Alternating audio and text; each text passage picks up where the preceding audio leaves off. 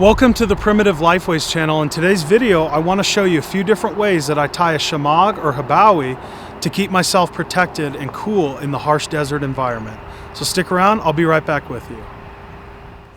Hi everybody, before we jump into this video, I wanted to encourage you to go over to my website, primitiveliFways.com, and sign up for my free monthly email newsletter. I know you folks will absolutely enjoy the content that's being shared there. We don't share your information with any third-party networks or marketing companies.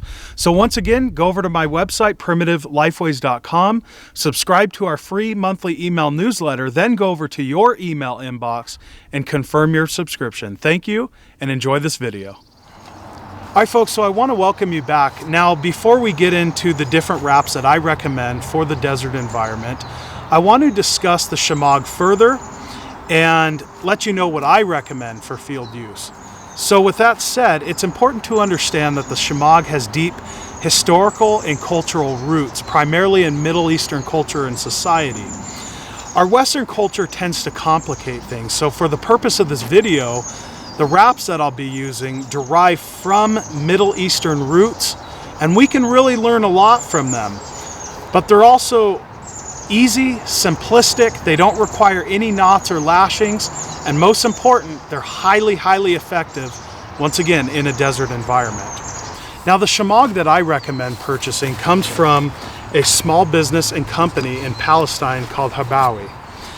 And they're not only a lot thicker, so they hold up to the harsh elements longer, but they're larger. Both of these are 47 by 47. This one is white with black tassels around it. And then this one, as you can see, is white and red with white tassels around the perimeter. For your convenience, I added a link in the description box below where you can purchase these. So without further ado, I want to show you the traditional head wraps that I recommend for field use. This first wrap I like to use when there's high winds, dust storms, high amounts of aerosols and dust in the atmosphere. It helps me out tremendously, and you'll see why in just a second. So to tie this, or to wrap it I should say, because we're not using any knots throughout this video, all I'm doing is I'm creating a triangle. You can see my cloth is just a large triangle. At the top, I'll then fold it just slightly, and that fold should run from corner to corner. Face it towards me,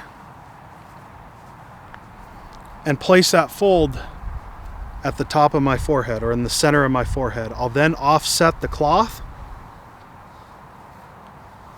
and wrap it around. Kind of tuck things in, adjust it, and you'll see one end is longer than the other. That's what you want. The short end will then wrap around the forehead and tuck into that fold or the pocket that we created. Now we have this nice long end. This long end, I'll wrap it around my face and once again tuck it into that same fold or pocket.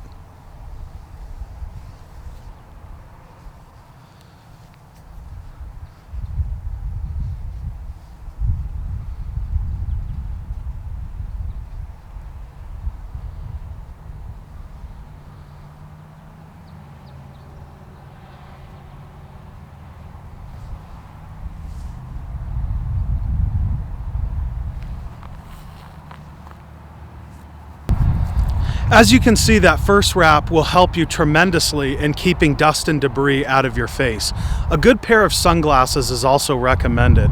For the second wrap, I like to use it when I'm sweating and I want to keep the sweat off of my face and out of my eyes.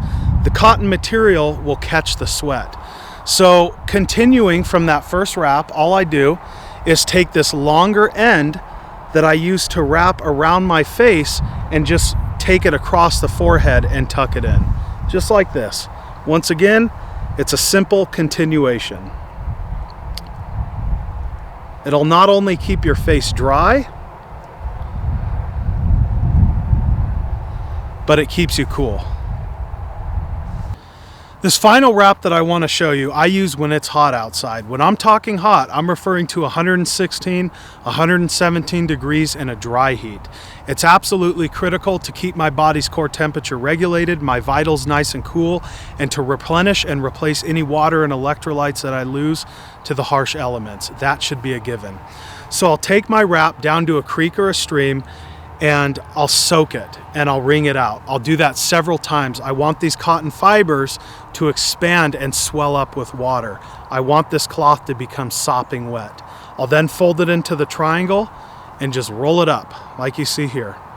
I place it at the back of my neck and just wrap it around.